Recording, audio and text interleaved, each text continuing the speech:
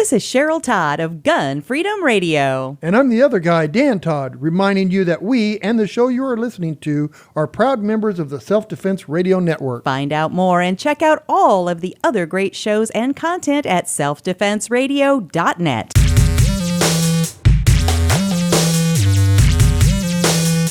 Welcome to Unload and Show Clear, the podcast about all things IDPA. And now, here's your host, the slayer of non-threats, Lloyd Bailey. Welcome to another episode of Unload and Show Clear. This is a podcast about the men and women who compete in IDPA, International Defensive Pistol Association. Now, I've been attending IDPA matches since 2011, and over the years, I've met some really amazing people thanks to this sport.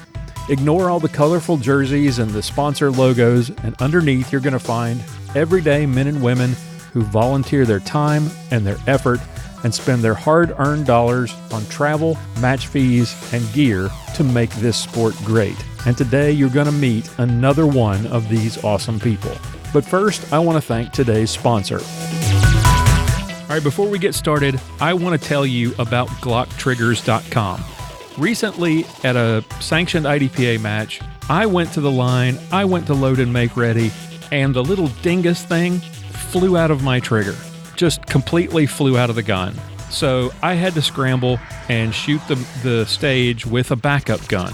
So now I'm in the market for a new trigger, and guess what I found? GlockTriggers.com. Love them or hate them, the one thing that you know about Glock pistols is their reliability.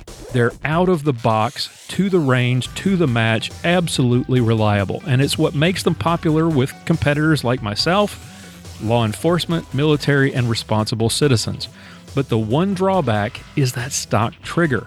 Well, Jeff Wilson and the people at Glock Triggers, they asked themselves, how can we make this better? But how can we do it while maintaining reliability? Using stock parts as their foundation, they refine the interaction of the metal parts in the trigger kit to give you smoother take-up, a cleaner break, and reduced over-travel without sacrificing safety or reliability. That's important. Recommended and used by people like Bob Vogel, Travis Haley, and Ken Hackathorn.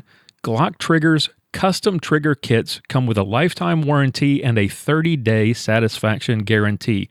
Check out the Edge, the Vogel, the Skimmer, the Guardian, or the Hackathorn trigger system and use the promo code from this podcast, USC20, and save 20% off your entire order. GlockTriggers.com, the highest quality drop-in trigger system for your Glock. Our special guest today is Dave Draper from Bedford, Massachusetts. Dave, welcome to the show. Well, thank you. Tell us a little bit about yourself. Tell us what you do for a living there in Bedford. Well, I actually work about 10 miles down the road in one of the older cities in Massachusetts called Lowell. I work for a company called WorldPay, and I'm a software engineer for them. I've been there about 5.5 years, and we do credit card processing software. So pretty much every time you swipe your credit card, it's our software behind it making it go through. Native of Massachusetts? Yes, I claim to be a native. Actually, I was born on the West Coast, but I've pretty much effectively lived in Massachusetts since I was 11 years old. So yeah, Gotcha. Pretty much a native, you know? Growing up in Massachusetts, around guns much, or where did the interest in guns come from? Well, I was a GI brat. My dad was in the service, so I've always been around guns about as long as I can remember. But pretty much my interest in them was piqued when I was out in the Midwest. I lived out in Nebraska from the time I was 7 years old until I was 11 and moved to Massachusetts and lived out in farm country. And I got old enough and my dad would take me out hunting and pretty much shotguns, and we'd go out in the cornfields, hedgerows between the cornfields, and go for quail, partridge, pheasants, whatever was out there, Right. And so I did that. And then when we came to Massachusetts, besides the culture shock, there was really not much hunting here, being so close to Boston. So I got involved in small bore rifle shooting. I shot on the junior team or at the Hanscom Air Base here in town. And then I also shot for a little bit on the high school team. that pretty much kept me going all through high school, and got a little bit older after that. And I got into trap shooting in my late teens and early 20s, and kind of transitioned into some high power rifle shooting. I didn't do much pistol shooting at all when I was younger. Mm-hmm. What was the intro to handguns? Well, I took much like many people, I got into my, mid to late 20s, and I kind of set the guns aside. You know how it is. You get involved with a wife, and you have kids, and you start doing all that. Mm-hmm. Also, plus I had an opportunity for a really good employment opportunity in 1990 out on the West Coast. So I did go back, work in Silicon Valley for almost 5 years before returning to Massachusetts. But really, my interest was re-peaked, unfortunately, back in 2013 when my father passed away. And my mother frantically calls me up and says, you have to come over to the house and get all your guns, which were at my parents' house, and all Dad's guns. And because the police might come and bang the door down and take them, she was paranoid that was going to happen. So and meanwhile, I don't have a Massachusetts gun permit at all. So I had a good friend who did. So we went over to my parents' house, got all the guns, and he locked them all up in a safe for me. And I started the process of getting my permit back. And at which time I made my wife go through the process with me also. She didn't seem too interested, but I said, hey, if you get your permit, and then if anything, God forbid, should happen to me, you don't have to worry at all about the guns, Right. So I got my permit back, and there were some handguns there. And so I just, went out and shot them a few times, and then I decided, but my dad was kind of a big revolver guy. So I had a bunch of Smith & Wesson revolvers, but not really any automatics. So I went out in 2014 and bought a 9mm automatic pistol and said, I should probably get some trigger time on this before I decide if I'm going to carry it or not. So I started shooting at some at the club, and that's when I met a few people, and they talked about this IDPA action pistol shooting, and I said, oh, that sounds good. That sounds like something I should do if I'm thinking about carrying a firearm. So in early 2015, I started going to to the local club and shooting in some of the IDPA practices. And then I shot in a match, and then it's kind of just went from there. What do you remember of the first match that you went to? I would tell you what I remember is what I remember is I got 3 procedurals on the first stage, and I got 1 procedural before I even ever fired the gun and took it out of my holster, basically. Oh my God. This loaded division capacity. So I put my magazine in and I rack around and I'm done. Well, I wasn't division capacity because I didn't put an extra one in. I didn't have one in the chamber and the magazine full. So okay. I remember that, but it was funny. The guy who was my SO for that stage, really nice guy, and to this day, I'm really good friends with him, and he taught me a lot about IDPA in those early days, and that's what I remember. I actually remember it was a 4-stage mini match. It was in the middle of the winter, so it was 4 indoor stages, and I got 9 procedurals, and I was down like 80 points, and I said to myself, and then I was just crazy. I was shooting a Smith & Wesson 9mm MP shield, so it had tiny barrel and smaller capacity on the rounds. And really, when I look back, I laugh. I said I shouldn't have even been there. I shot the bullseye shooting with the pistol like once or twice. I went to 1 practice, and then I showed up at the match and said, okay, I'm ready to go. And, with one of the most difficult guns to shoot. Yeah. So, and I actually, the funny thing was, I shot the first 4 months I shot. That's all I shot was that shield. I shot it at every practice and at every match, and I wanted to buy another gun, but I just wasn't sure. My wife, you always know how it is a compromise with your wife, and she wasn't sure what to think about the shooting, and so I wanted to get something, a full size gun, so I could at least feel like I could compete. Mm-hmm. And then we went out. It was so it turned June in 2015, and my wife took me out on Father's Day, and we went out, and she said, buy a gun. That's when I got my first full size 9mm. Very good. There's a good wife right there. What was your first sanction match? Okay, so if I had had my way, my first sanctioned match would have been Live Free or Die, New Hampshire State Championship in 2016. In 2015. I didn't even know about it. A slot opened up at the last minute, but I couldn't shoot the match because I wasn't classified yet. I had missed all the classifiers, so that bothered me. So I ended up the first sanctioned match that I shot was at my own club, the 2016 Mass State Championship. What do you remember of that day and that match? Well, I worked staff on that match because the chairman of the program at that time, I told him I'd work staff, and he wanted me to get my SO. So I had gone up to John Wolf's class in New Hampshire a month earlier and got my SO on the 16th. And I went to go to that match. And what I remember about that match was that at the current time I was classified as a novice,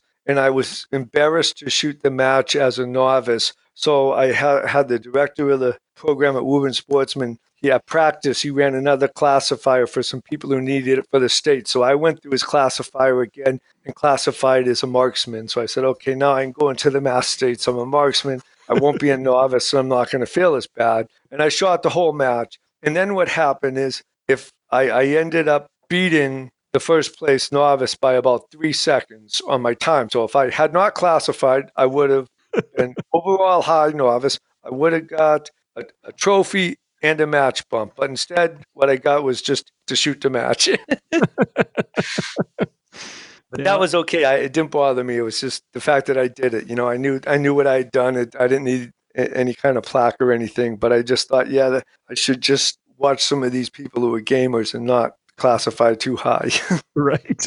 You grew up and you've lived most of your life sort of behind enemy lines, so to speak, either on the West Coast or in Massachusetts. What's the gun culture like in Massachusetts, and what are the challenges that face shooters who want to come to a sanctioned match in Massachusetts from out of state? The people who live in Massachusetts who are listening to this might have to take this with a little bit of a grain of salt, but maybe not. I'm less than 20 miles outside of Boston. Mm-hmm. I'm right in the center, of the extreme anti-firearm areas of Massachusetts. There's other parts of the state that are have different thoughts. I'm pretty much in an area where it's the worst.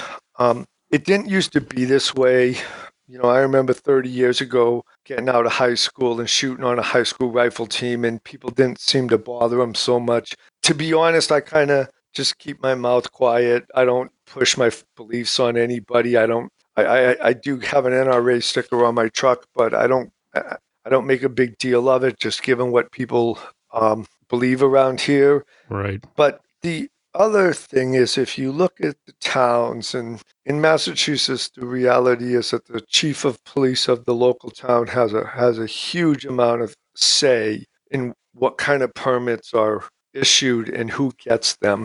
Mm-hmm. So if you get into the correct town, then it's not too difficult to get an unrestricted permit, just like I have or my wife has, and just about everybody in the town I live in who's qualified can get an unrestricted permit. And so at that point in time, the biggest frustration in the state of Massachusetts is the lack of firearm selection. So many hoops to actually get a firearm on the mass approved list and get it in state. So you're pretty limited. There's certain guns that you just never, you're never going to get in Massachusetts legally, and you can't own them. So you just have to face up to that. But the other side of the coin is, for a state that's like this, people say, well, how can you live here? I spoke with a gentleman from Vermont a year ago at the Mass State Championships, and he was talking about the gun culture in Mass and how it was so bad, and that Vermont was much better. And then I said, but you have one IDPA club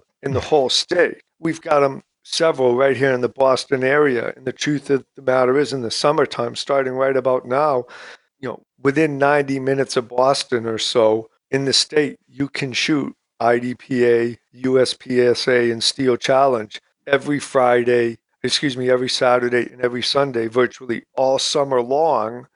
And you can find some practices during the week. So there is a very active, shooting community in Eastern Massachusetts, and it's there. And if you get involved in it and you have the time to dedicate, you can shoot all summer, multiple times a week.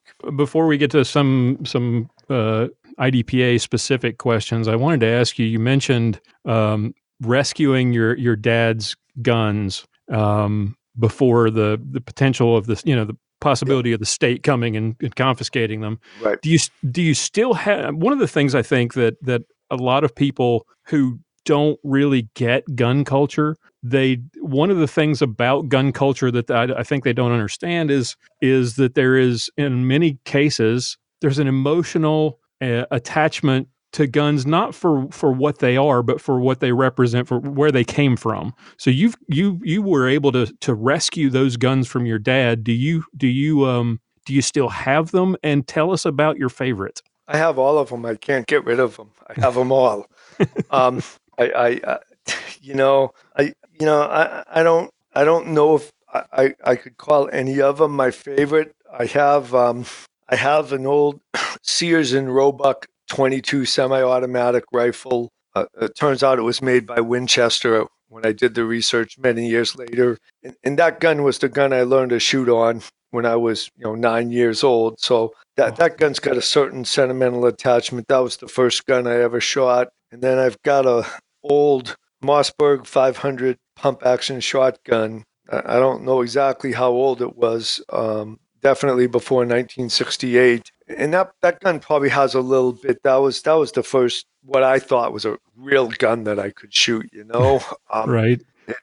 A full-size 12 gauge. And that's the gun that I shot when I got a little, 11, 12 when I was hunting. And then kind of the last gun that's actually kind of grown sentimental on me, but only recently, is my dad had this old Smith & Wesson Model 10 .38 special revolver. And I just never respected that gun when I was growing up, because he also had a Smith & Wesson Model 28 357 Magnum. So of course, kid, the 357 is the gun. That 38 special is just nothing, Right. But yeah, and it's a beautiful, beautiful gun. And I've actually recently started shooting that, and I dug it out of the safe, cleaned it all up, and that's actually the gun that I'm going to shoot this summer in IDPA. So I've already had it out a few times. So, if you follow me any of the summer, you can expect to see me embarrass myself all summer shooting a revolver.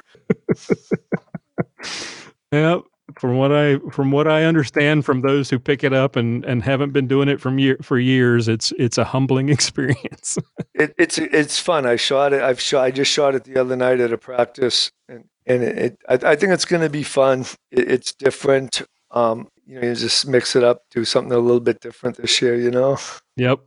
I'm thinking of doing the same thing. I've started asking some questions that you probably have not heard before, just to mix it up, because I felt like some of our previous guests were getting a little complacent. They'd heard all the questions and they'd prepared for them. So I've got a little something I like to call pick your poison. And so I'm going to give you a couple of options, several different situations. I want you to pick one or the other and tell us why. If you're at a match that has a standard stage, do you prefer to shoot that the very first stage of the day or the last?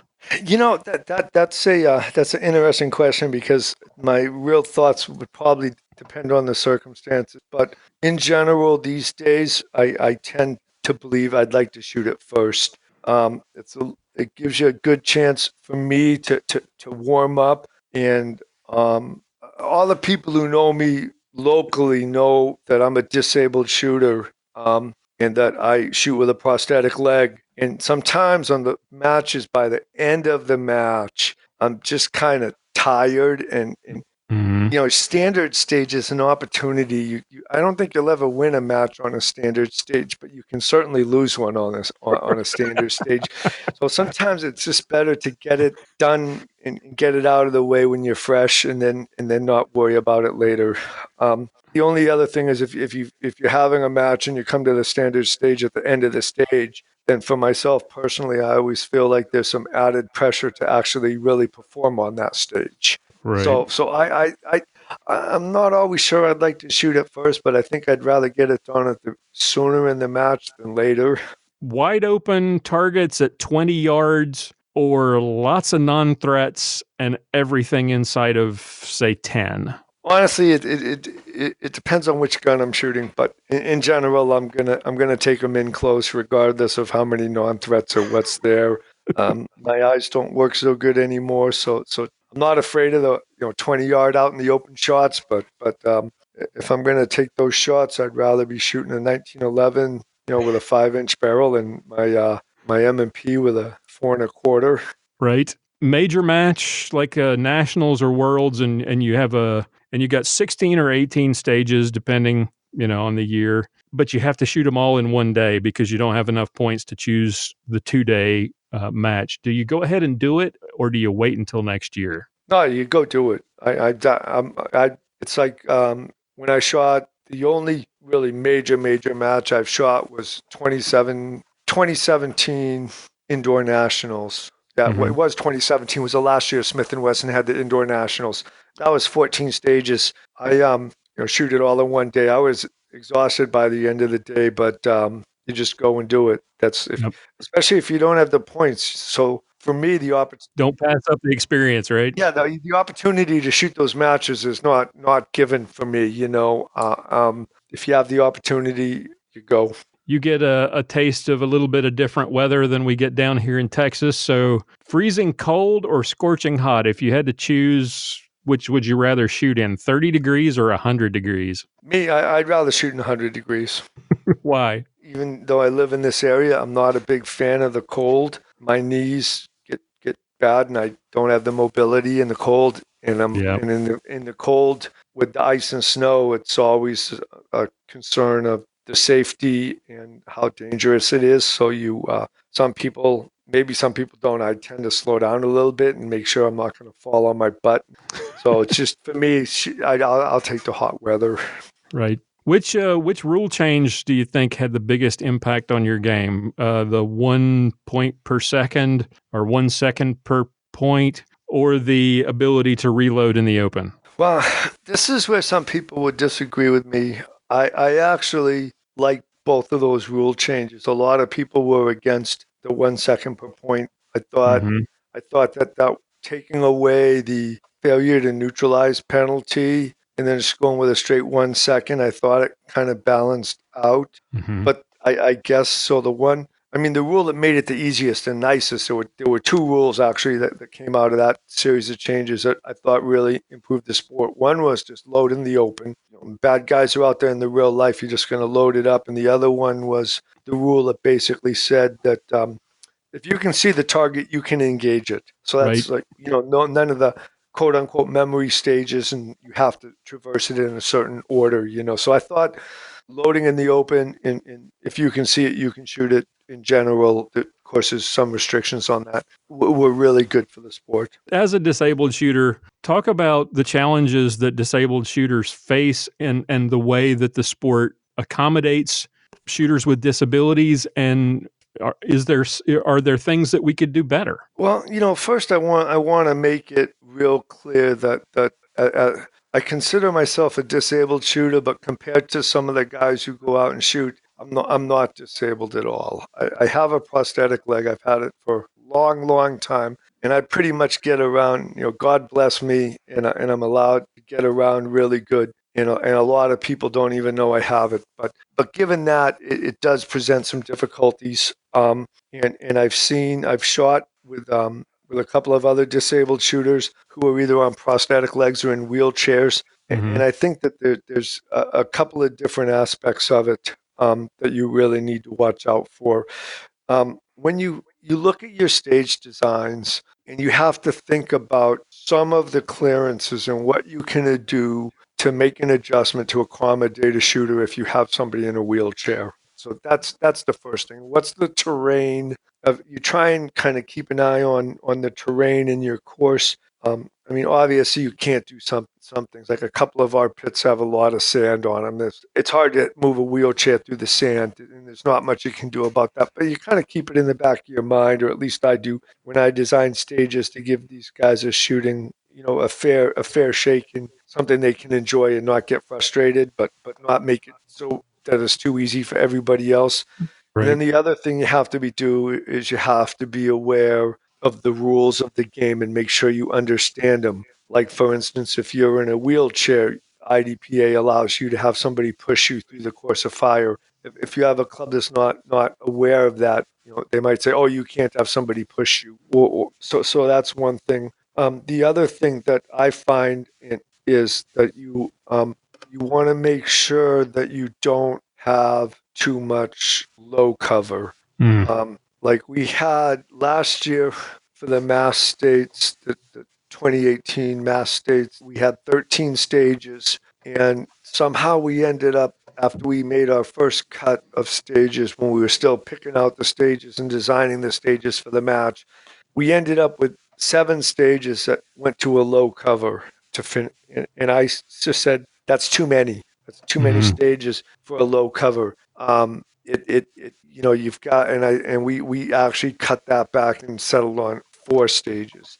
And Right. one of the stages, we changed the ending where you might go to low cover or you might not. So you just want to make sure you balance it. I was at a match down in Pennsylvania a couple of years ago. They had 14 stages, and like 9 or 10 of them went down to low cover, and it was a bit much, by the end of the day.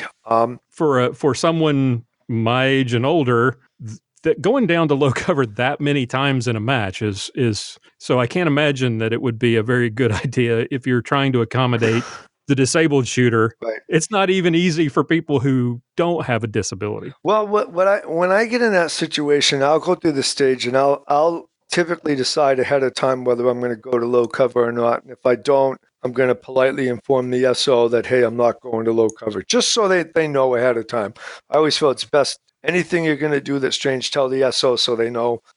Every now and then, depend on the stage, I'll just tell them, hey, I need some help. You're going to have to help me get up. I'm not going to be able to get up on my own. Right. And everybody's really good about it. I mean, nobody said anything to me. It's really good. There's so I don't have any complaints about any of the interactions I've had with the people over the years, other than the only time that I really, I try and go to low cover because that's I just do it for personal reasons. I want to compete in the same way as everybody else, do the Right. same things. But I'm trying to think. I think it was the 2016 Mass States. There was this stage with a truck, and you had to go down and shoot underneath the truck. And when I went to go down to go to low cover, I don't know, something funny happened, and I went down hard, and I hit that ground, and it's like I just like knocked the wind out of myself, and I'm just kind of laying there going, oh, and then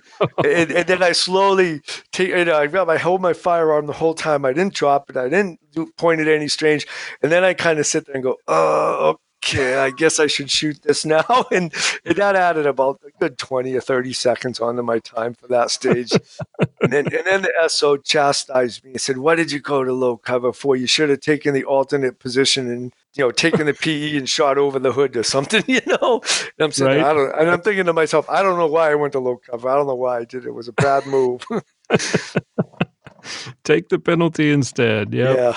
So as we wrap this up, tell me what it is about IDPA that you love so much, that you've gotten so involved in it, that you spend as much time and effort. What is it that keeps you coming back? What is it you love about the sport? Well, when I initially got involved, it was just excited. I'd never done the action shooting. I really enjoyed it, and I just felt like it was a really important piece of firearms training. As at that same point in time, I decided that I wanted to assert my Second Amendment rights and begin to conceal carry all the time. So making that decision, I wanted the training. So even to this day, that's still a vital part. Keeping up the training, in that, and I still, dig out about once a month out of practice. I'll shoot my carry gun just to keep it up. So that's vital. The other thing was really the challenge of seeing how I could compete with some of the guys younger than me. It's tough to keep up with them, but it's a challenge. And now I think the greatest enjoyment I get now is watching the new people come in. And trying to work on building a program, but getting the new people. And I see it like we had a practice at my club last Sunday, and I had like 4 people who came in, and they were just new, green as green. I mean, they weren't even, a couple of them weren't even hadn't even shot that much with firearms, and just bringing those people in and trying to train them, make them feel welcome and have them come back. And so that's the kind of things that I enjoy in the program now. Well, Dave, thank you so much for everything you're doing, and thank you for taking the time to come on the show. I really have enjoyed getting to know you a little bit, and I hope one day down the road I get a chance to see you face-to-face on the range. Yeah, I'd enjoy that. And actually, I have family and relatives in Texas, and I've been known to go down there on occasion. So you might see me down there at a match someday, All right, that's all the time we have for today. I want to thank our guest for coming on the show and our sponsors for making all of this possible. Take a moment, if you would, to check out the website, check out our show notes at unloadpodcast.com. We've got lots of interviews with more amazing guests like the one you heard today. Join our Facebook group at unloadpodcast.com/Facebook for all the latest updates and to connect with other fans of the show. And if you'd like to support the show, we sure would appreciate it. Consider becoming a patron at unloadpodcast.com/extra. I've got some full-length interviews and special content available there exclusively for patrons as well. And if you know somebody or you yourself would make an interesting guest for a future episode of Unload and Show Clear, please contact me at lloyd@unloadpodcast.com or click on the contact page on the website and send us a message. We'd love to hear from you. Tune in again next time for another episode of Unload and Show Clear.